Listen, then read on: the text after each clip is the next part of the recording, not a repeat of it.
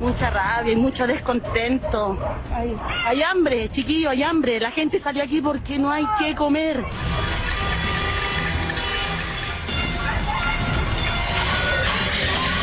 El país no resiste un año más en estas condiciones. Ofrezco la palabra a la senadora Loret. Voy a dejar con la palabra al señor secretario para que seguramente ya estamos cada vez más cerca. Le he solicitado a la presidenta del Senado que disponga que se analice la petición del diputado Jaime Mulet. El país no resiste un año más en estas condiciones. ¿Qué sentido tiene, a 7 meses de la elección presidencial, que sectores de la izquierda y de la oposición quieran darle al gobierno un golpe constitucional? Y le damos la bienvenida a nuestros invitados en esta jornada, y usted también participa a través de las redes sociales, denos su opinión. Domingo Hernández, exministro del Tribunal Constitucional de Chile. Domingo, bienvenido, muy amable, gracias por acompañarnos. Y hace tiempo que no estaba, pero hoy también nos acompaña don Francisco Vidal, exministro y profesor. ¿Cómo está, Francisco? Gracias por su compañía. Muy buenos días. Mucho que conversar, como dicen buen chileno, mucho paño que cortar. Comencemos con las declaraciones del senador Guillet, que toma la propuesta de Jaime Mulet con respecto a inhabilitar al presidente por problemas de salud. Francisco, ¿cuál es su visión, su posición al respecto? Mira, yo soy partidario de la estabilidad institucional.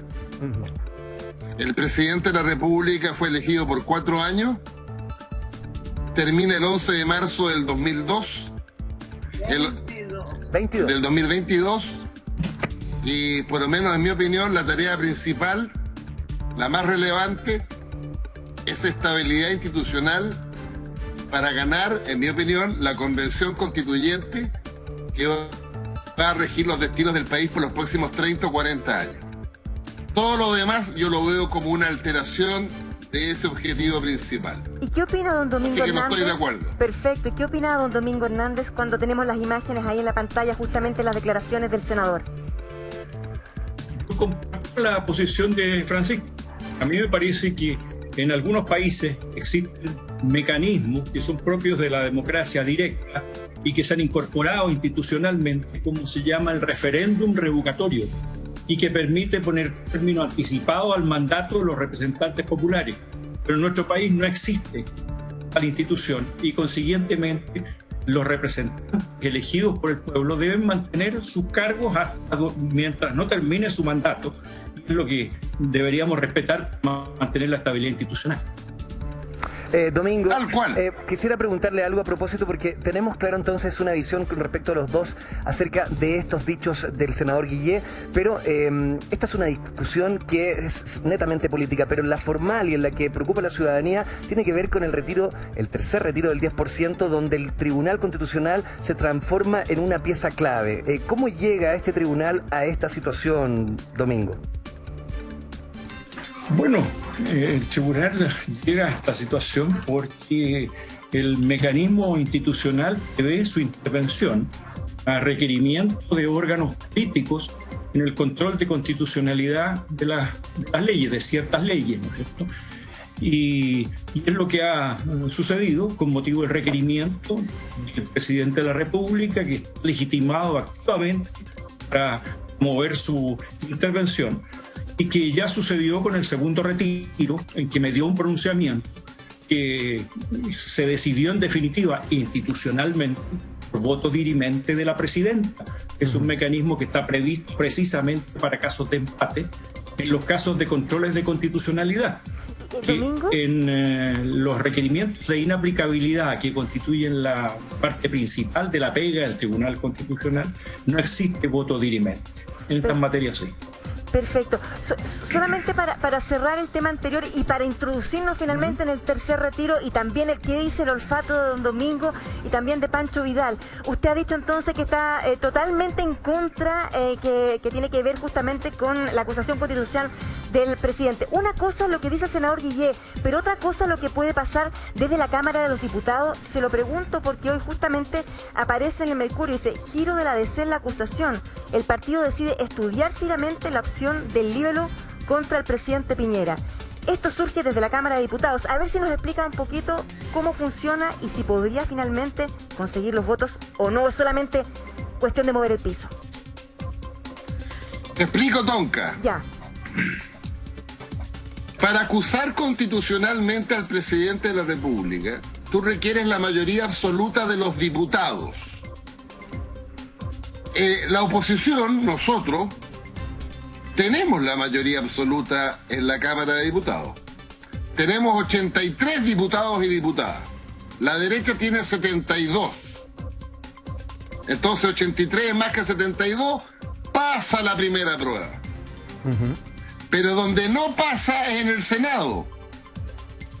Porque para que tú acuses en el Senado al presidente de la República, requieres 29 votos de senadores y senadoras.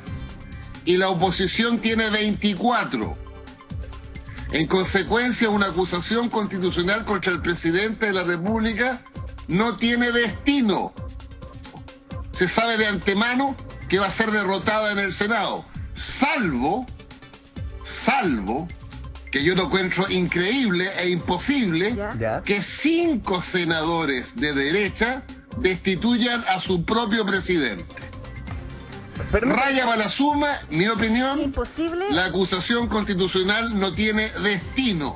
Y esto es muy importante explicárselo a la gente, porque empieza a entusiasmarse, porque como la mayoría del país está en contra del presidente y del gobierno, y si tú le pones encima, oye, lo vamos a echar antes que se termine su mandato, bueno, hay que decirle la verdad a la ciudadanía. La acusación constitucional no es el mecanismo. ¿Sabes por qué? Porque no están los votos. Ok, ¿y cuál es el fin entonces de proponer una acusación constitucional? A ver si me responde don Domingo también, en su olfato político, don Domingo. Bueno, la verdad es que yo más que por olfato político voy a hablar desde el punto de vista constitucional. Por favor. La acusación constitucional llamada impeachment en los Estados Unidos es un mecanismo para hacer efectiva la responsabilidad política de las autoridades superiores del Estado, entre los cuales, por cierto, el presidente de la República. Procede por ciertas causales, o sea, la acusación constitucional no es abierta y, por consiguiente, no puede prosperar por la simple apreciación crítica que tengan los parlamentarios respecto a la gestión del presidente de la República, sino que tienen que invocar y acreditar algunas de las dos situaciones que exige la Constitución al efecto y que son haber afectado o infringido gravemente la Constitución y las leyes o poner en peligro la seguridad nacional. Que esas son las causales de fondo. El juego político, naturalmente, es función de las mayorías contingentes que se van a producir. Pero en la especie, a mí me parece que no concurriría ninguna causales de fondo que justifique que una acusación de esta naturaleza pueda prosperar. Pero, Domingo, más allá de las causales jurídicas o las razones jurídicas, hay una situación medioambiental, y quiero volver con el profesor Vidal, porque usted habla de las cosas posibles, usted no ve posible, pero hemos visto personeros de la derecha y la centro derecha en textos que jamás hubiésemos imaginado un año atrás. ¿Por qué le parece tan insólito? Sí, pero todo tiene un límite, pues, Sergio. A ver, cuénteme, ¿por qué? Porque cuando uno ve... Ayer... ¿Ya? ¿Sabes que te escucho muy lejos, Sergio? ¿Me escuchan lejos? Me acerco un poquito. Pues lo vemos, me acerco un poquito, pero yo lo veo bien cerca, yo lo veo bien cerca. Profe, ¿por ahí me escucha mejor? Yo me pongo ahí en la pantalla. Volvamos Suba el volumen, pues, profe. Volvamos porque cuando uno escucha a algunos reputados personeros de la centro derecha hoy día, uno dice, ya se cambiaron de bando, están en otro lado. ¿Por qué no podrían ir a apoyar esta situación de quitarle el piso al presidente y destituirlo finalmente?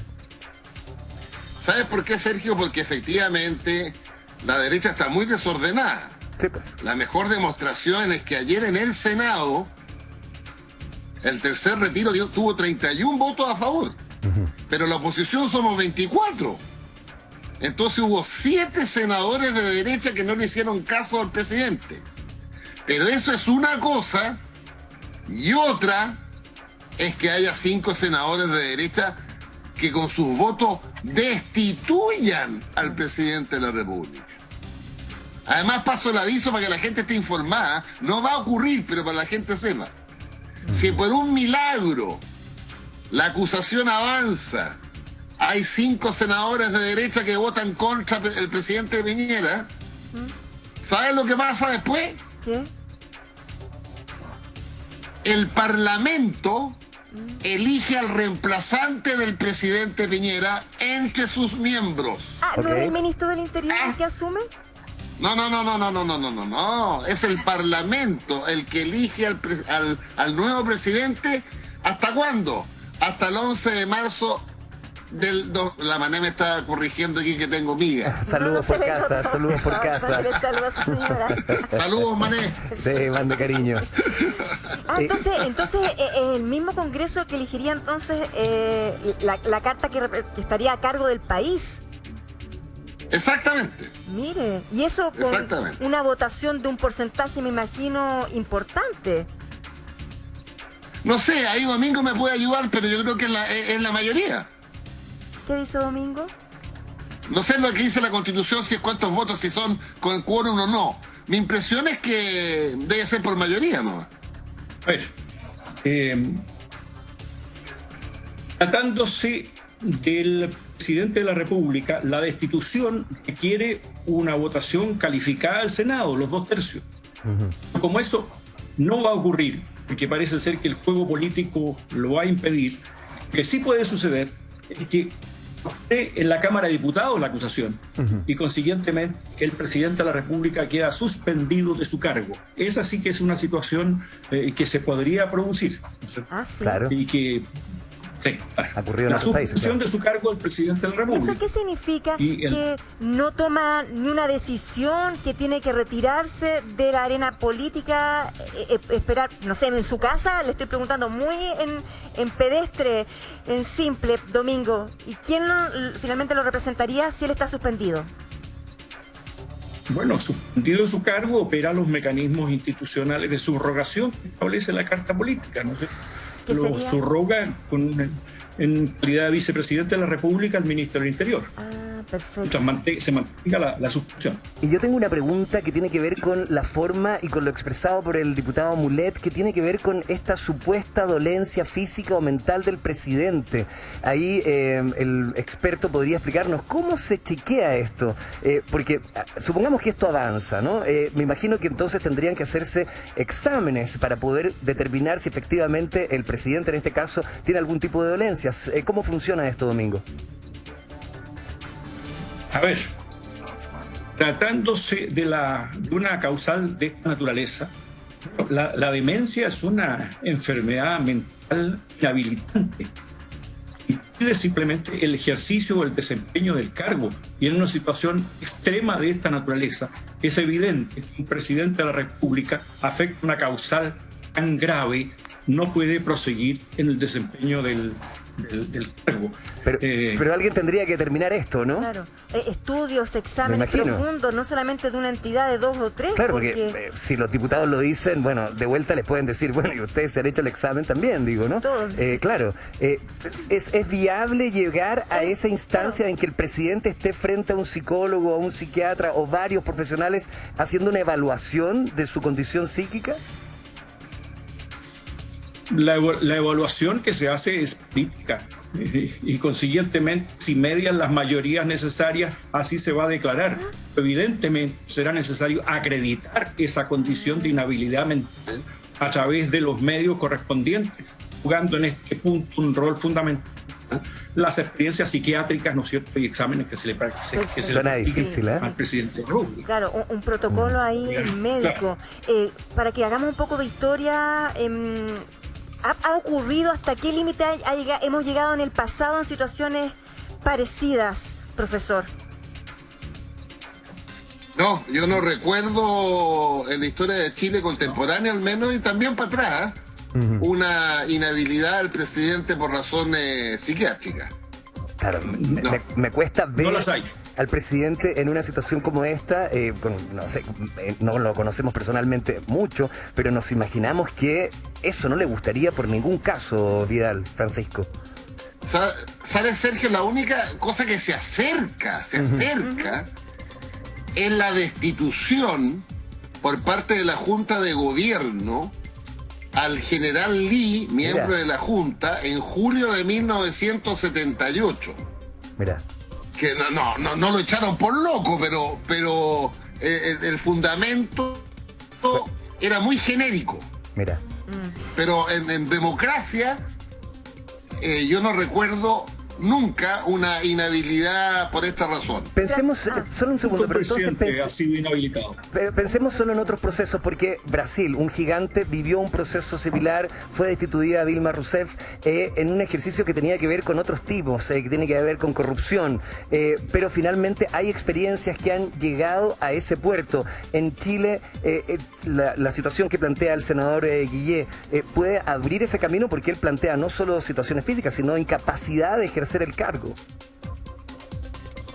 Oye, Sergio, hay otro caso en la historia de Chile, me acabo de acordar. A ver.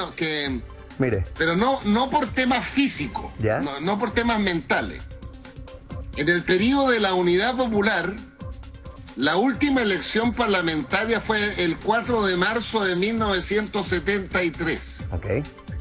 Y la oposición se jugó para obtener los 2/3 en el Senado que permitían la acusación constitucional contra el presidente Allende. Si la oposición hubiera logrado los 2/3 en el Senado, el presidente Allende lo más probable que hubiera sido destituido por acusación constitucional. Pero, como el resultado de la elección global fue un 44% para la Unidad Popular y un 56% para la oposición de la época, la oposición no tuvo el instrumento legal para destituir al presidente Allende. Y mira las vueltas de la vida. Sí, pues. Al cerrarse el instrumento legal, se abrió camino al golpe de Estado. Para ir ahora al tercer retiro del 10% que se revisa el próximo martes en el Tribunal Constitucional. Domingo, ¿qué cree usted que va a ocurrir? En el segundo retiro, finalmente el voto dirimento, usted bien lo dijo, fue María Luisa Bram la que terminó por hacer inconstitucional el segundo retiro en ese entonces. ¿Usted cree que su figura trabajando íntimamente anteriormente con el presidente Piñera debería inhabilitarse o no? ¿Qué cree usted que va a pasar? Además, porque tiene cuestionamientos a su proceder laboral. Está desordenada la casa. ¿Qué dice usted, Domingo? Bueno, yo observo con preocupación y con dolor lo que viene sucediendo en el Tribunal Constitucional. Y la perspectiva vista desde afuera, por supuesto, no es la misma que puede tener una persona al interior del tribunal, porque eso lo encapsula un poco y lo hace ponerse ajeno a las cosas que ocurren fuera de este marco. El voto dirimente de la presidenta no la inhabilita, por supuesto, que simplemente significa el ejercicio de una función que le otorga la Constitución y que ella ejerció efectivamente. No constituye una causal de implicancia. Por lo demás, las causales de implicancia, que son aquellas que le restan imparcialidad a un magistrado para fallar el fondo de un asunto sometido al conocimiento del colectivo, o sea, del Tribunal Constitucional, solo puede ser resuelta por el propio Tribunal Constitucional. Que los miembros del Tribunal Constitucional, entre nosotros, no están sujetos a responsabilidad política a través de la acusación constitucional, como ocurre con los ministros de la Corte.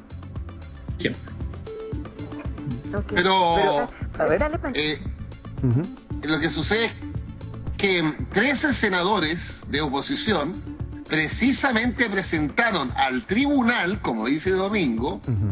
Yo voy a hablar, no soy abogado, entonces perdóname, Domingo, si hablo generalidad, pero para que nuestra gente nos entienda.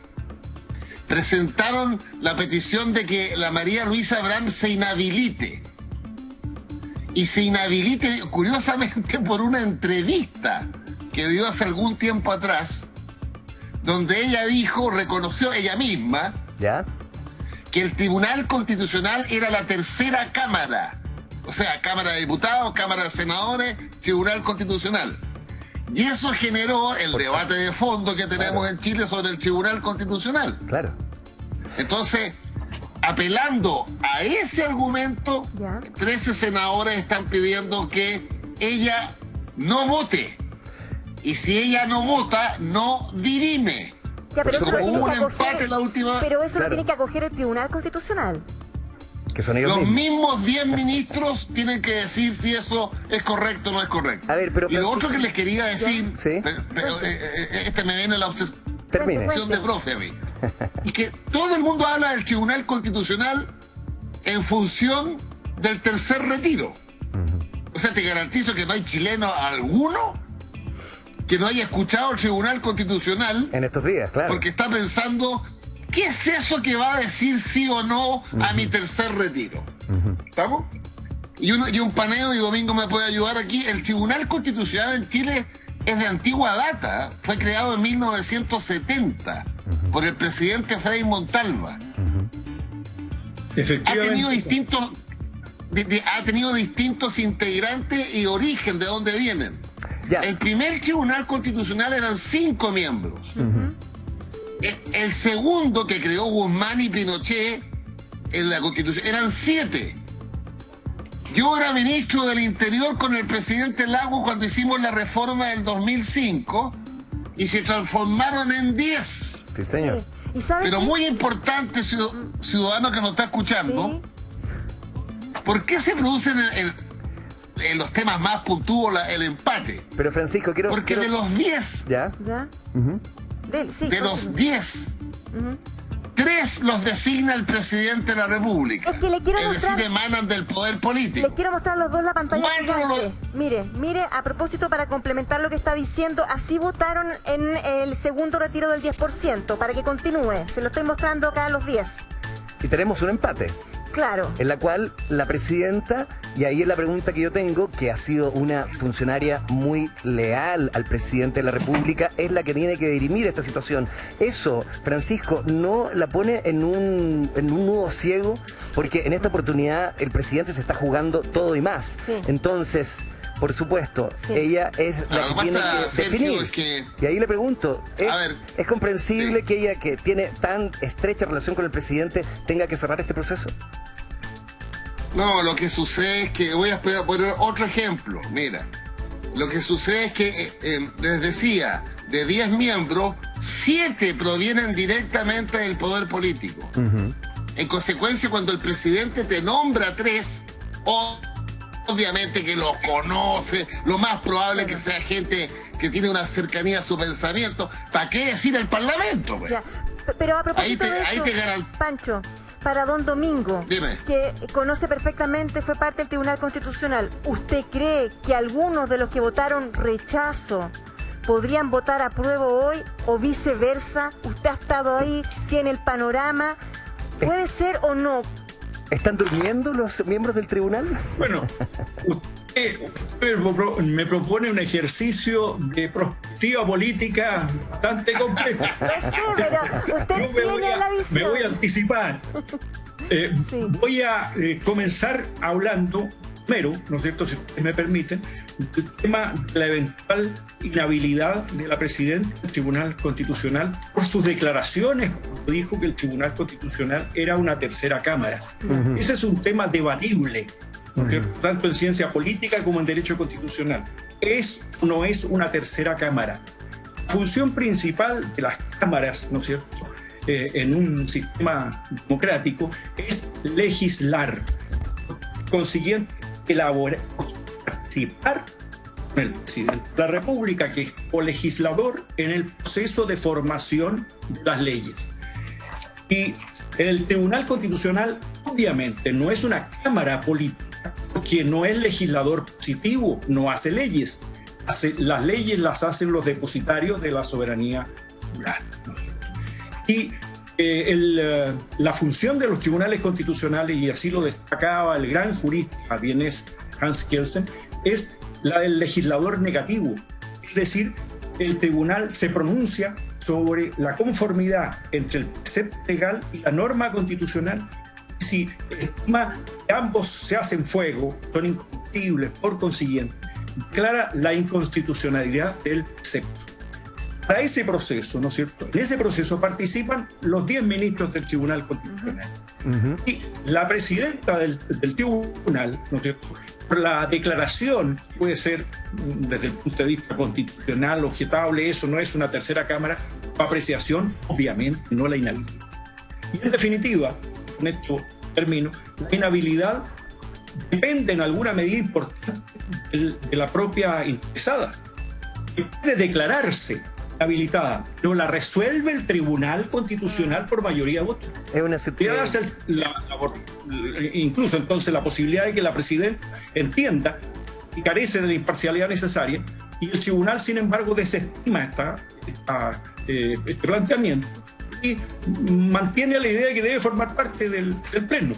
Perfecto. Esa es la normativa. Es una situación muy compleja la que se encuentra, por un lado, el mundo político, pero por otro lado también la ciudadanía, que observa a este grupo de 10 personeros que son finalmente representantes del poder político tomando una decisión que afecta a todos los ciudadanos. Queremos agradecer muchísimo la presencia de Domingo Hernández, exministro del Tribunal Constitucional de Chile, y también a nuestro amigo de la casa, Francisco Vidal, exministro y profesor, mi profesor de historia, hay que decir.